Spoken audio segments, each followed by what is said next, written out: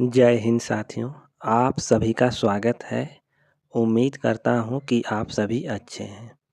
मित्रों, आज हम टीजीटी, पीजीटी, एलटी, जीआईसी के लिए महत्वपूर्ण प्रश्नोत्तरी देखेंगे। आज का यह सेशन बहुत ही महत्वपूर्ण होने वाला है। जितने भी मित्र चैनल से जुड़े हैं, एक बार चैनल का लिंक अपने मित्रों को शेयर कर दें। चलिए अब प्रश्न की ओर चलते हैं। देखते हैं आज का पहला प्रश्न।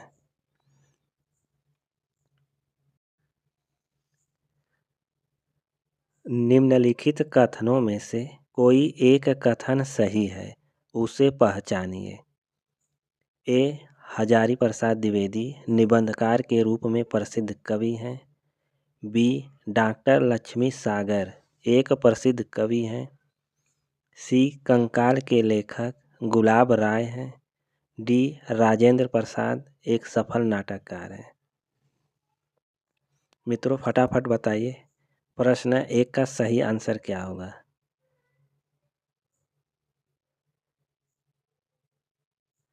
आप सभी बताइए।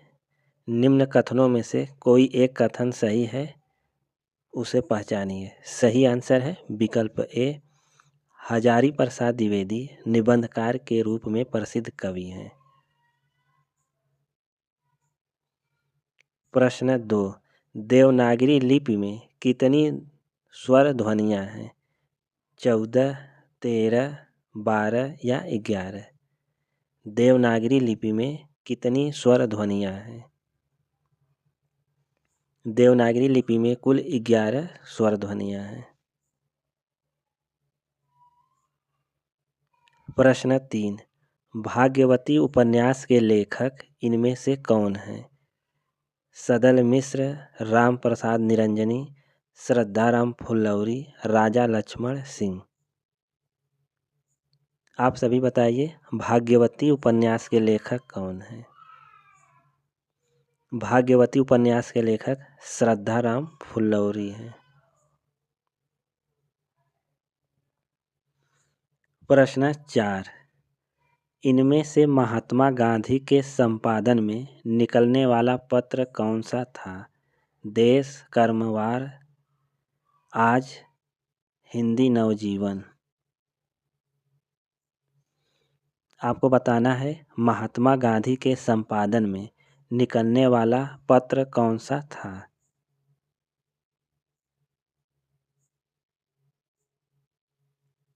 महात्मा गांधी के संपादन में निकलने वाला पत्र हिंदी नवजीवन था। प्रश्न 5, पृथ्वीराज रासो के रूपांतर। पृथ्वीराज रासो के बृहत रूपांतर में कुल कितने सर्ग हैं? 39, 59, 69, 39।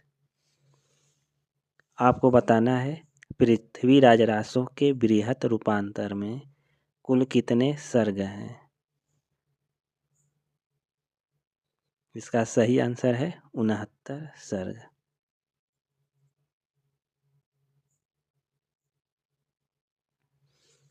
प्रश्न 6, दुल्हिनी गावहु मंगल चार पंक्ति किस कवि की है? कबीर, सुंदरदास, दादू दयाल, रैदास।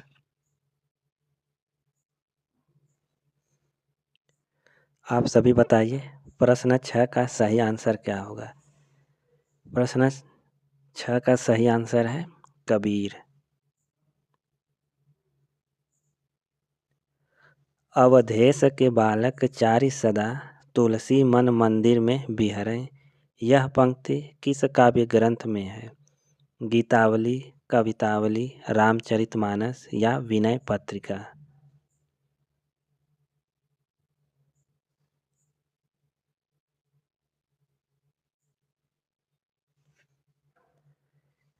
यह काव्य पंक्ति कवितावली से है।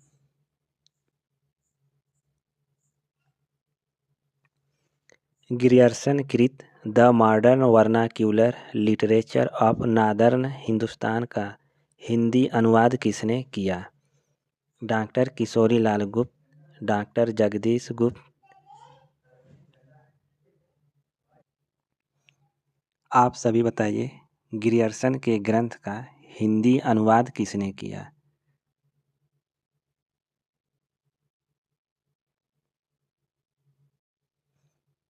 जॉर्ज ग्रियर्सन के ग्रंथ का हिंदी में अनुवाद डॉक्टर किशोरीलाल गुप्त ने हिंदी साहित्य का प्रथम इतिहास नाम से किया।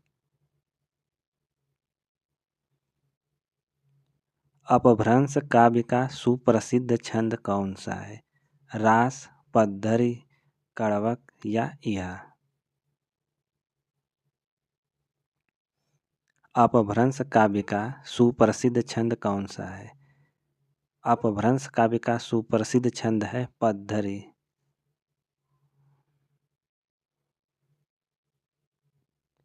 गोस्वामी तुलसीदास जी के पिता का नाम था गंगाराम, आत्माराम, देवता दीन, इनमें से कोई नहीं।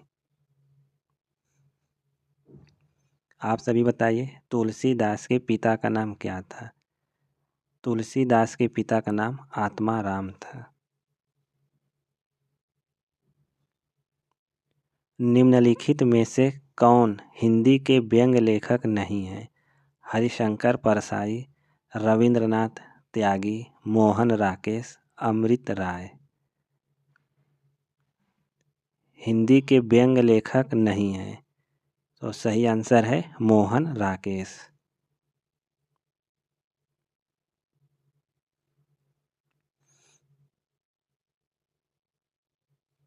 पुस्तक जलहड़ हत द्वय चली गंजन नृप काज में, जलहड़ का से कौन सी पुस्तक देने उल्लेख है? बीसल देव रासो, पृथ्वीराज रासो, विजय पाल रासो, हमीर रासो।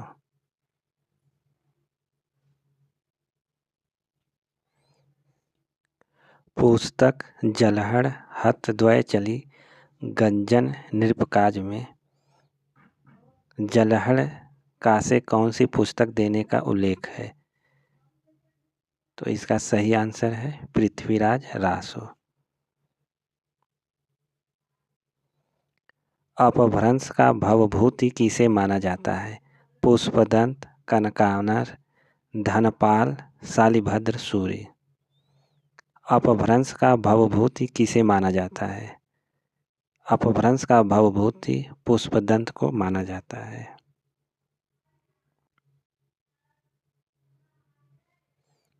मन रे परसि हरि के चरण, सुभग शीतल कमल कोमल कोमल, त्रिविध ज्वाला हरण। उपर्युक्त पंक्तियाँ किसकी हैं? रसखान, मीराबाई, नंददास, सूरदास। मन रे परसि हरि के चरना, यह काव्य पंक्ति किसकी है? यह काव्य पंक्ति मीराबाई का है।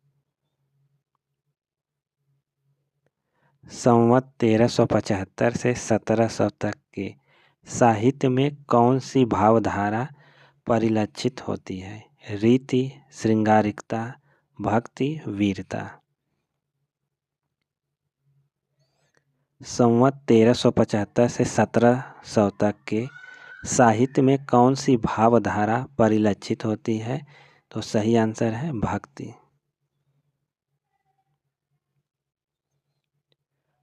तुलसीदास की किस रचना का संबंध ज्योतिष से है?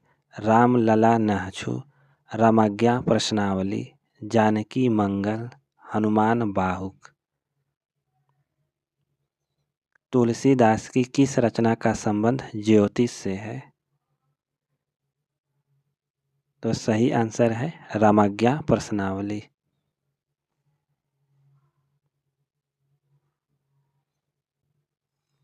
निम्नलिखित में से कौन आत्मकथा विधा की पुस्तक है? माटी की मूर्तें, मेरी कहानी, स्मृति की रेखाएं, सरस्वती। कौन सी आत्मकथा विधा की पुस्तक है? आत्मकथा विधा की पुस्तक है मेरी कहानी।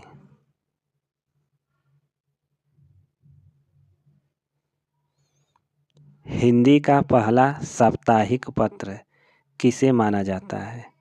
उदंत मार्तंड, चाँद, प्रजा हितैषी, प्रजा मित्र। आपको बताना है हिंदी का पहला साप्ताहिक पत्र किसे माना जाता है। हिंदी का पहला साप्ताहिक पत्र उदंत मार्तंड को माना जाता है।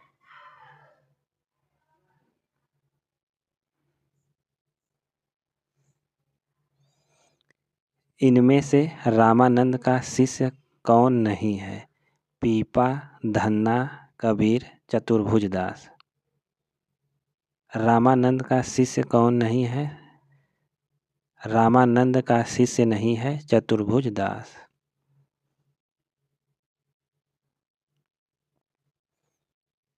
हिंदी साहित्य के इतिहास लेखन की परंपरा का सूत्रपात किसने किया। मिश्र बंधु, जॉर्ज ग्रियर्सन, गारसा दत्तासी, रामचंद्र शुक्ल। हिंदी साहित्य के इतिहास लेखन की परंपरा का सूत्रपात किसने किया।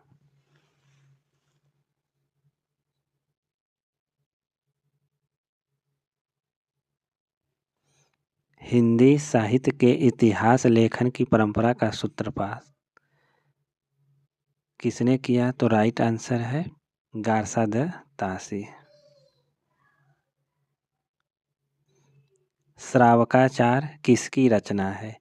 देवसेन, लक्ष्मीधर, श्रीधर, वररुचि। श्रावकाचार किसकी रचना है। श्रावकाचार देवसेन की रचना है।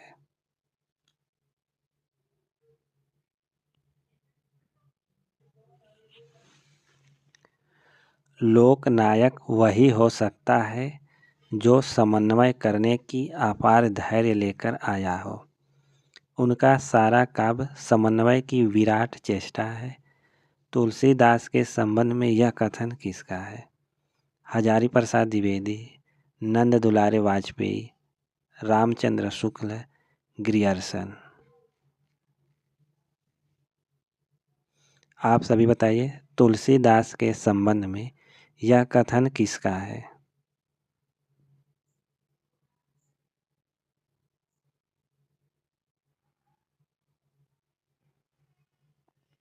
तुलसीदास के संबंध में यह कथन आचार्य हजारी प्रसाद द्विवेदी का है।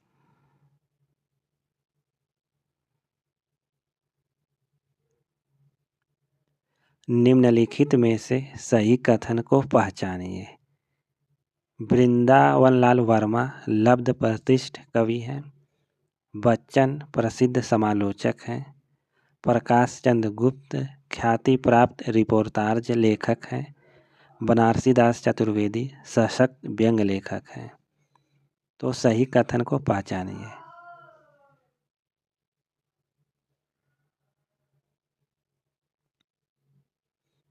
प्रश्न 23 का सही आंसर है विकल्प सी, प्रकाश चंद्र गुप्त ख्याति प्राप्त रिपोर्टाज लेखक हैं।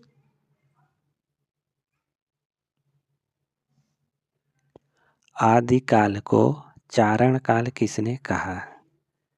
रामकुमार वर्मा, डॉक्टर नगेंद्र, मिश्र बंधु, रामचंद्र शुक्ल। आदिकाल को चारण काल किसने कहा है।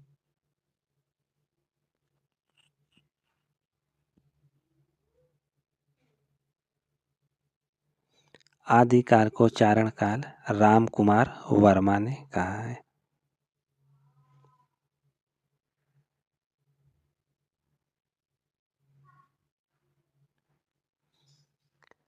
साहित्य का इतिहास दर्शन किसका ग्रंथ है। महावीर प्रसाद द्विवेदी, नगेंद्र, नंद दुलारे वाजपेयी, नलिन विलोचन शर्मा। साहित्य का इतिहास दर्शन किसका ग्रंथ है। आप सभी बताइए साहित्य का इतिहास दर्शन किसका ग्रंथ है। यह ग्रंथ नलिन विलोचन शर्मा का है। मित्रों यह मॉडल पेपर आप सभी को कैसा लगा कमेंट करके अवश्य बताएं। जय हिंद मित्रों।